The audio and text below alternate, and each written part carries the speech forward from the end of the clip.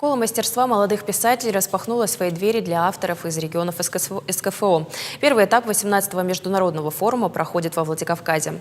Инициатором проведения мероприятия выступили комитет РСО «Алания» по делам печати и массовых коммуникаций и редакция журнала «Дарьял». В форуме примут участие 25 писателей в возрасте до 35 лет. Среди участников и молодой автор из Южной Осетии. Накануне начинающих писателей поприветствовали председатель Северо-Осетинского Кабмина Теймураз Тускаев и министр по вопросам национальных отношений Аслан Цуциев.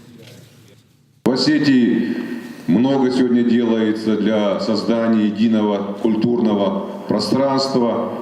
Строятся и ремонтируются объекты культуры, образования. И в этой связи для нас очень важен сегодняшний форум. Это возможность наших молодых писателей получить новые компетенции, обменяться опытом. Очень важно перенимать лучшее друг у друга.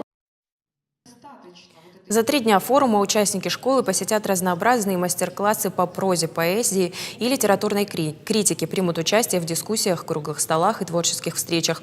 Финальный этап конкурса состоится в Ульяновске в сентябре этого года.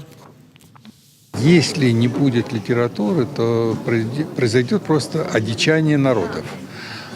И вот этот форум, он призван объединить молодых писателей и подружить их.